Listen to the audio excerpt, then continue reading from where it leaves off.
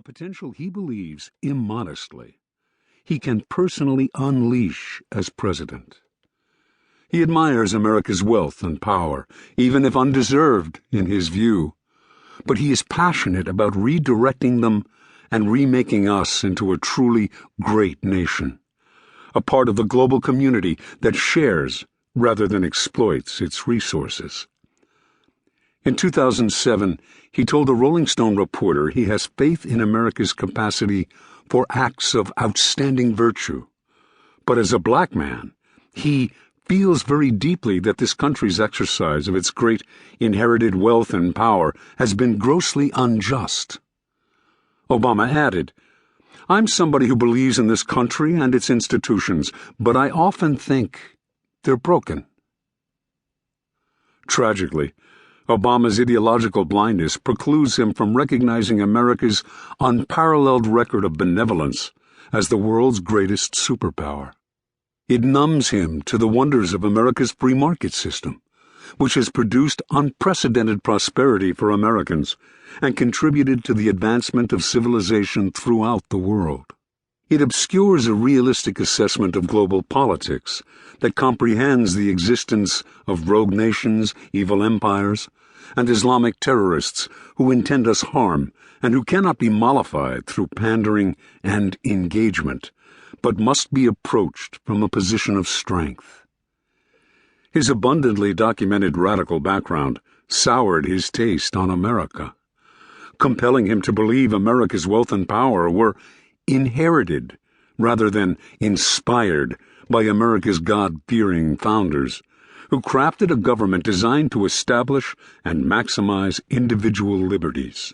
A government that has been preserved with the blood, sweat, and tears of generations of Americans. Ironically, Obama's domestic policy, foreign policy, and national security prescriptions are the opposite of what America needs. In transforming America to spread the wealth around, he is actually spreading the misery around, burying us in debt and potentially enslaving us to our foreign creditors. In the name of improving our image in the world, he is compromising our national security. He is reaping destruction in America's culture, its constitution, and in every sector of the American economy, save the public sector, administering one kick in the gut after another, and inflicting damage from which it will be difficult to recover.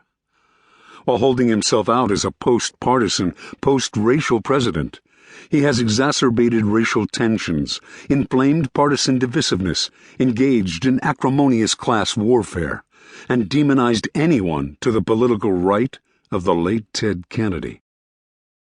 For someone who inspired so much hope and had so much goodwill upon taking office, even among certain commentators and media professionals who consider themselves conservatives, it is striking how far he has fallen so fast. His approval ratings have cratered more rapidly than those of any modern president. He has squandered more political capital than most presidents ever possessed, and he has done it all himself. His popularity freefall hasn't occurred as a result of circumstances beyond his control. But that hasn't prevented him from milking the economic crisis excuse ad nauseum and endlessly scapegoating his predecessor for the multitude of problems Obama allegedly inherited. He owns our current set of problems, which, if he did inherit, he greatly exacerbated through a series of deplorable policies and actions. He promised to lead a transparent, ethical administration, free of corruption and sanitized of conflicts of interest generated by the revolving door between lawmakers and lobbyists. But he appointed a host of tax cheats, lobbyists, and leftist radicals, and has cloaked many of his policy actions in secrecy. He has reportedly used his appointment power to offer high-ranking government jobs and other benefits in exchange for votes supporting his agenda.